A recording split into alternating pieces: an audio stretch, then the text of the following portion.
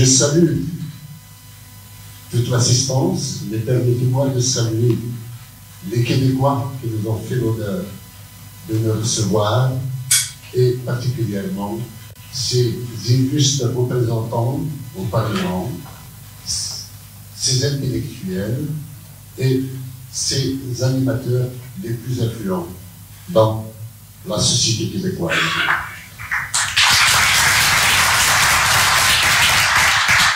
Monsieur Mario Beaulieu, que j'ai connu il y a déjà quelques années, nous fait l'amitié et la fraternité d'un compagnonnage à une autre pareille. Nous le remercions infiniment, parce que je pense que l'Académie devrait lui ériger ou lui dédier une avenue, une fois qu'il est indépendant, pour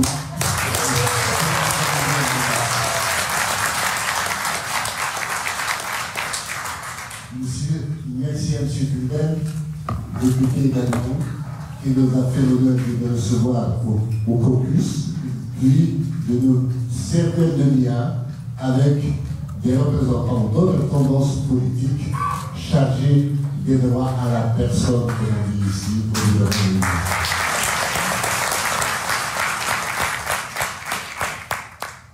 Vous avez entendu Madame Sylvie Bergeron tout à l'heure. J'ai eu l'honneur de recevoir son journal sur Sœur Cécilia. Ça s'appelle Journal d'une humaniste. Je vous recommande de le lire parce qu'il retrace la situation et le problème kabyle dans son intégralité.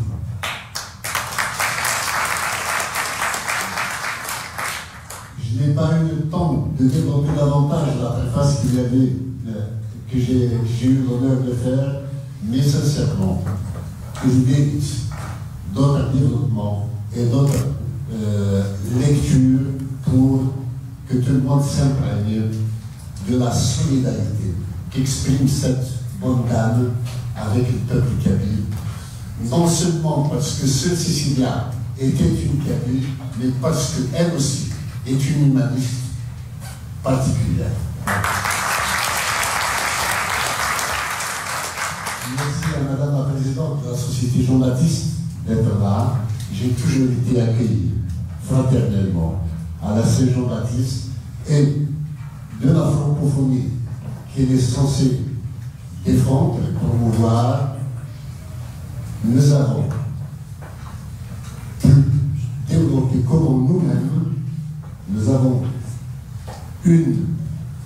un lien particulier à la langue française et j'ai eu à animer une conférence sur la kabylie et la francophonie dans laquelle j'ai expliqué que tant que la colonisation française était implantée en Kabylie, les Kabyles fuyaient la francophonie ou la rejetaient. Ce n'est qu'une fois que le statut d'humilié, le statut de colonisé était terminé pour nous, que nous, les Kabyles, nous nous sommes rués sur la langue française pour nous l'apprendre.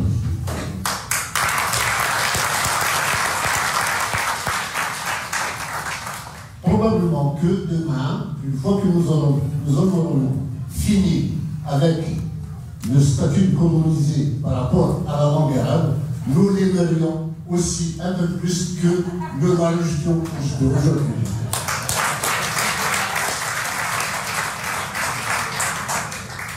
Bien sûr, la langue kabyle reste notre trésor inestimable que nous apportons à l'humanité, comme ça a été dit dans l'une de nos chansons.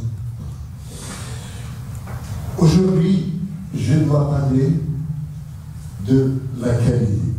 D'abord, ce matin, j'ai une pensée pour les familles qui ont eu des enfants tués par l'Algérie et auxquels on a interdit l'accès au cimetière ce matin pour leur rendre hommage à l'occasion de l'anniversaire de leur massacre, de leur assassinat par les forces de sécurité algériennes. Alors que c'était des gens complètement, des jeunes innocents et manifester pacifiquement en Kabylie. Permettez-moi aussi de ne pas passer en pertes et profits les 500 prisonniers kabyles qui sont dans les geôles algériennes pour le seul crime d'être kabyles.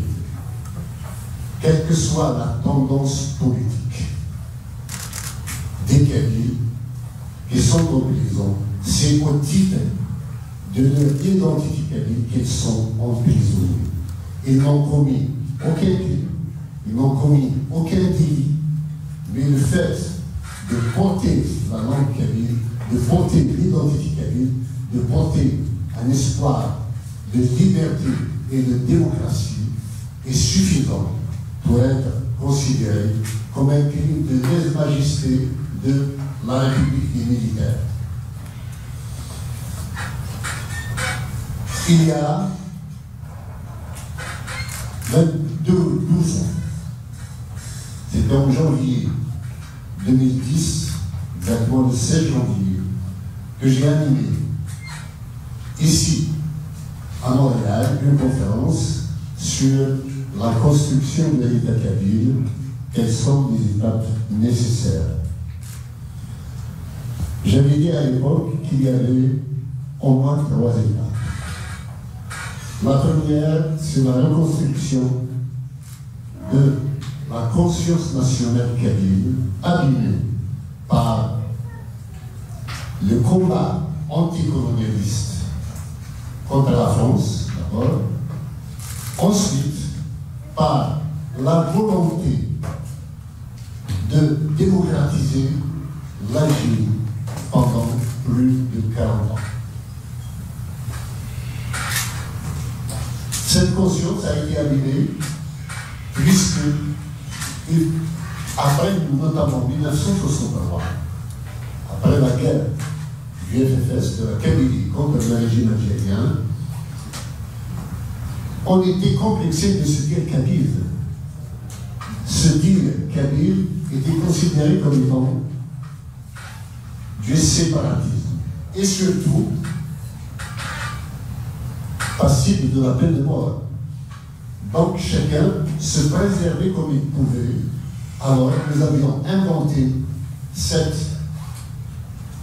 dénomination Benazir pour échapper au terme qui allait nous passer devant la cour martiale.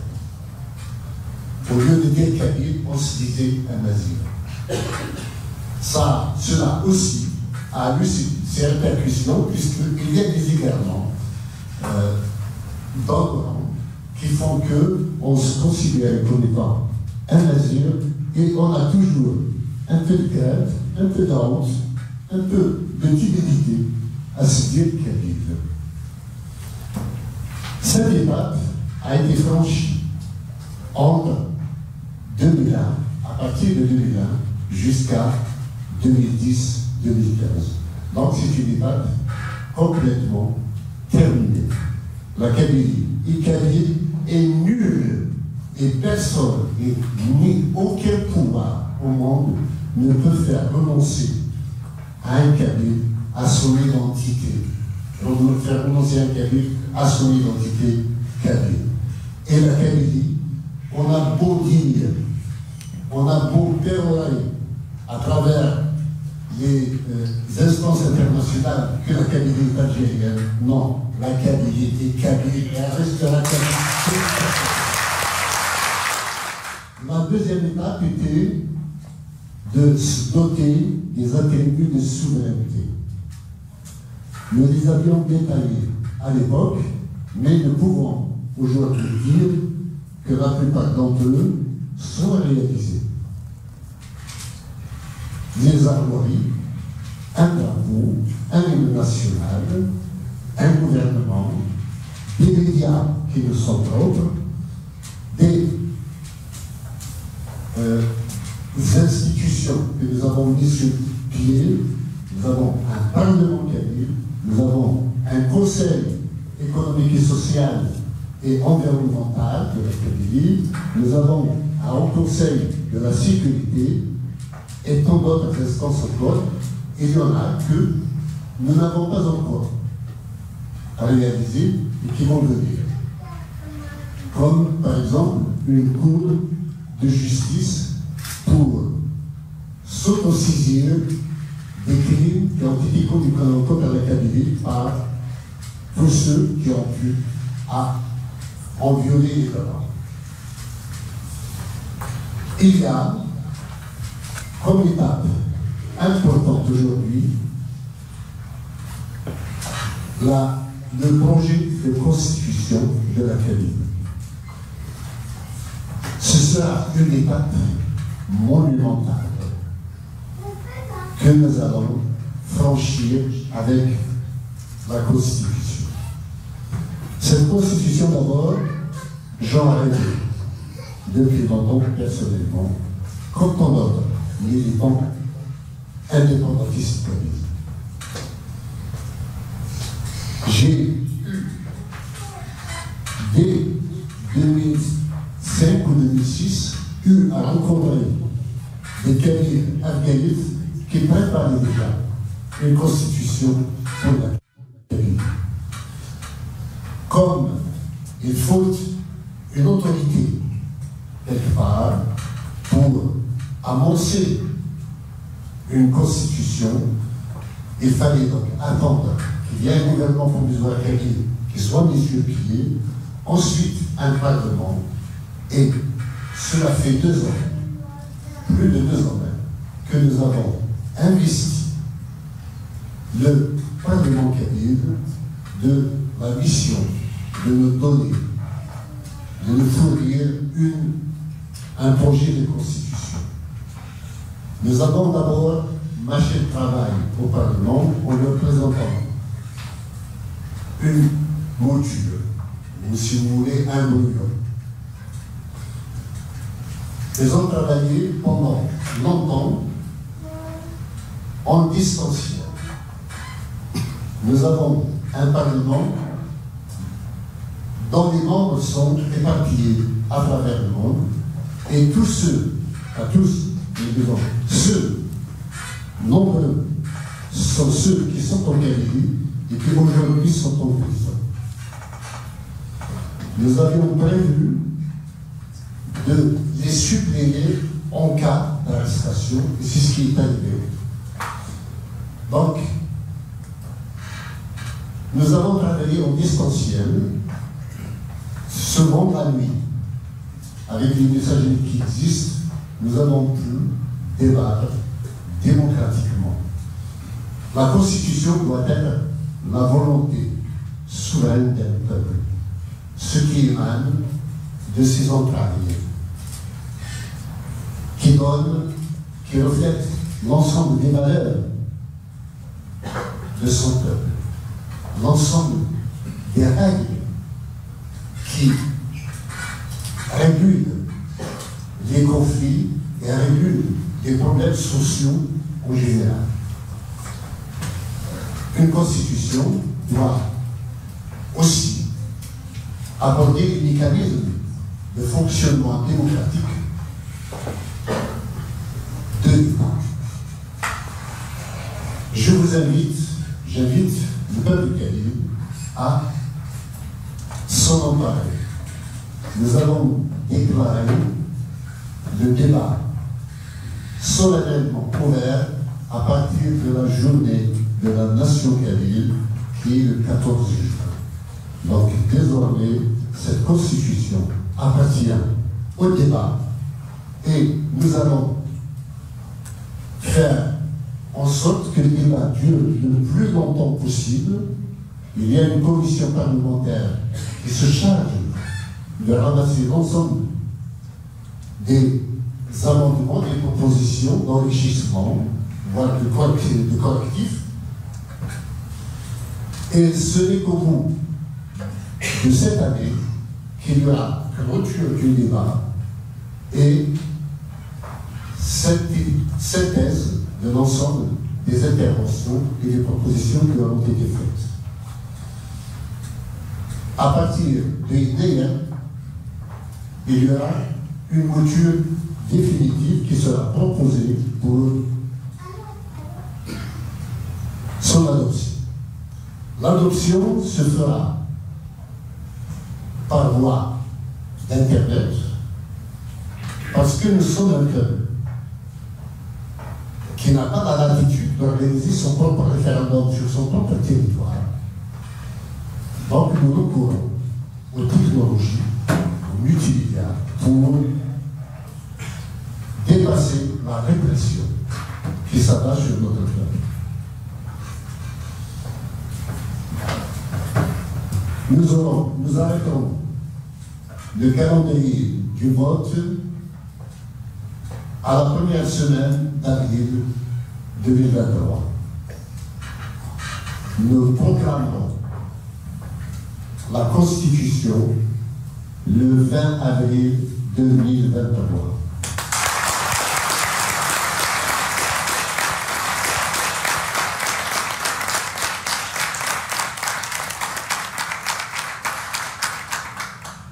L'étape supplémentaire, après la proclamation de la Constitution, chers amis, il me restera une étape.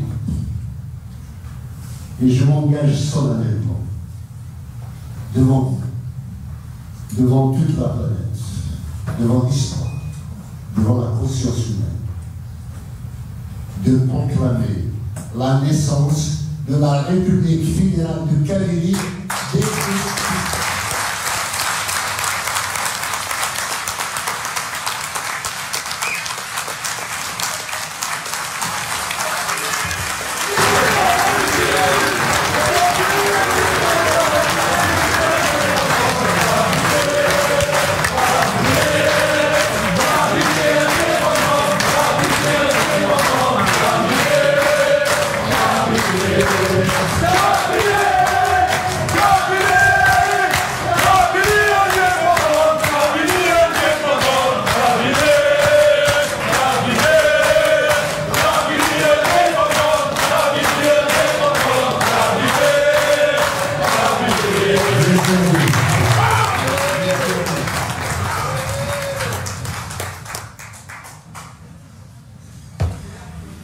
Il y a une autre étape que nos amis les Québécois nous ont aidé en partie à franchir.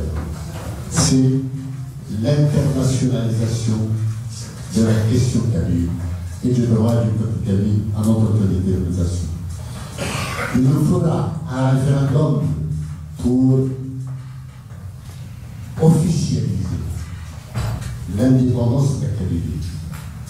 Beaucoup m'ont posé la question, est-ce que les Kabyles vont voter pour leur indépendance?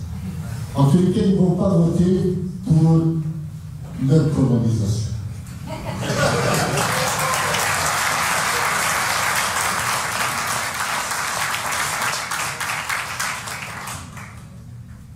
La Kabylie est à 90% au moins indépendantiste. Il reste quelques éléments qui ont des intérêts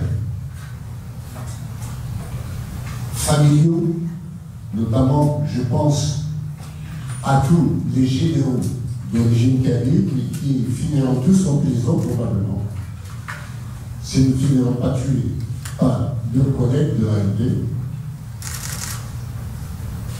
et ceux dans le commerce où l'économie, les intérêts économiques sont liés à ces généraux-là. Mais le peuple kabyle, dans son écrasante majorité, est indépendantiste. Et si ce n'est pas le cas, nous mettons au défi le régime algérien d'organiser un référendum dès demain.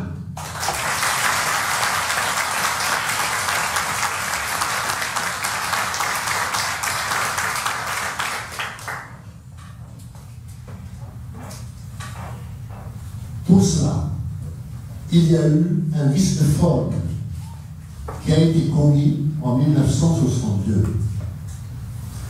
L'Algérie a accédé à son indépendance grâce à son inscription à la 4e commission de l'ONU chargé de la décolonisation. Il y a eu vice de forme puisque la Kabylie a été incluse dans l'Algérie. Il faut qu'on revienne, qu'on révise ce passage de l'Algérie pour séparer les deux entités et faire en sorte que la Kabylie puisse avoir son propre référendum et non pas être assimilée à l'Algérie. Nous comptons sur les États, les pays dits du monde libre pour appuyer notre démarche parce que la Kabylie, de par ses valeurs, de par son fonctionnement, de par ses aspirations, ne fera que renforcer le monde de la liberté, de la démocratie, du respect des droits de l'homme et de la norme internationale. La Kabylie sera nécessairement un facteur stabilisant de la région nord-africaine et méditerranéenne. Ce sera une chance supplémentaire pour un monde de paix, un monde de coopération, un monde de liberté et de démocratie et d'échanges culturels et économiques intensifs avec le monde entier. La Kabylie sera une chance pour tous les peuples épris de liberté et nous serons aux côtés de tous ceux qui expriment de manière forte le besoin d'indépendance. Nous avons, en tant que Kabylie, évolué, pas au Québec, pas en Amérique, mais dans ce qu'on appelle les pays du tiers-monde, en Afrique notamment et en Asie, une voix qui diffère de toutes celles qui ont mené à l'indépendance auparavant. Jusqu'ici, toutes les indépendances ont été acquises au prix de la guerre et de la violence armée. Nous sommes les seuls à entamer le chemin de la paix et du pacifisme et nous ne dérogerons pas à cette démarche et à ce principe.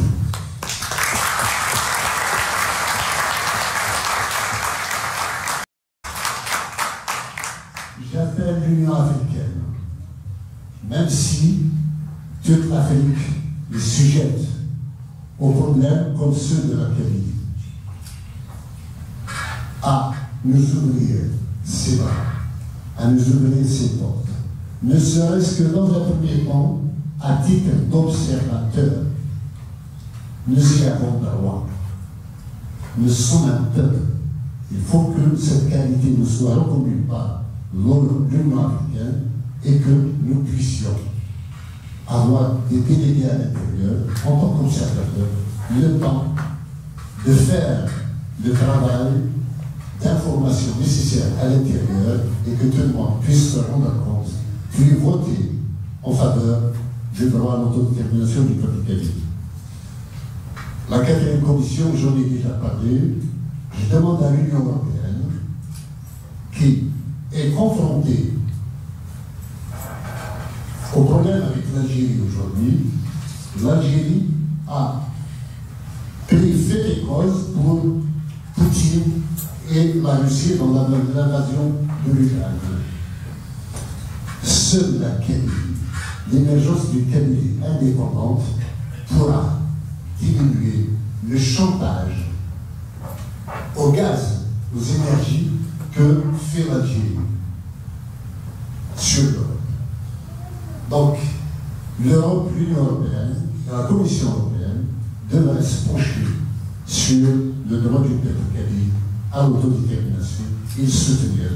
Ce ne sera que justice et surtout la réussite pour l'Union européenne, puisque la Kabylie participera désormais à l'édification de relations apaisées entre l'Afrique du Sud de la rive nord de la Méditerranée.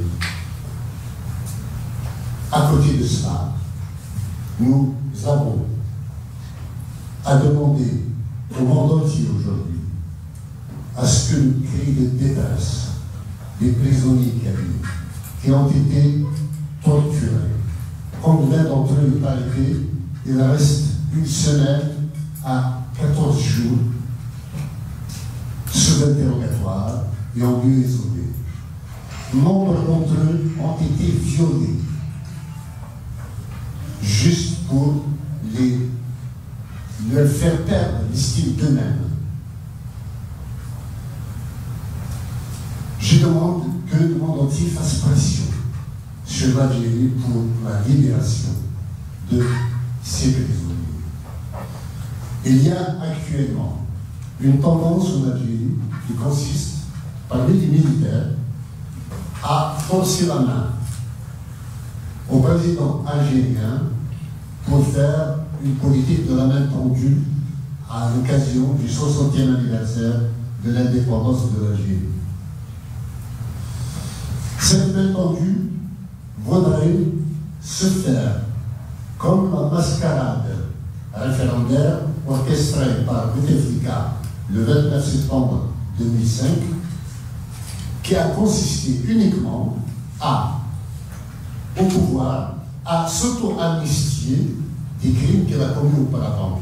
Grâce à ce référendum, il avait interdit par une loi organique à ce que celui qui a perdu quelqu'un, un membre de sa famille, tué par les militaires algériens, les gendarmes de l'ordre, n'ait plus le droit de parler ou d'exiger quoi que ce soit. C'est une loi qui oblige au silence et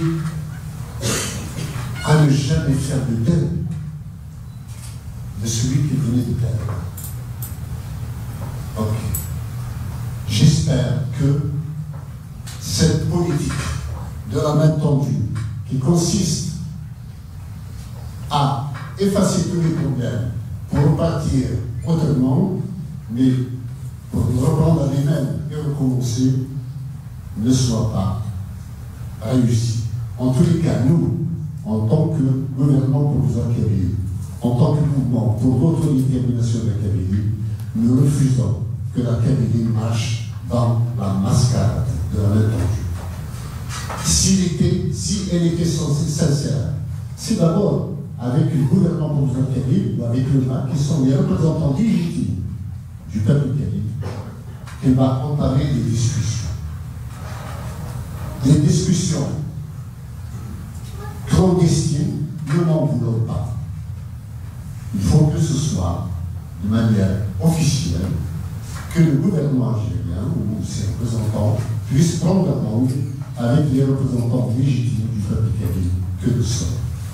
Et à ce moment-là, toutes les voies vers une réconciliation, mais pour le droit à l'autodétermination du peuple kabyle, soit ouvertes et que la paix s'installe chez nous. Voilà ce que j'ai à vous dire, chers amis. Merci de m'avoir accueilli chez vous.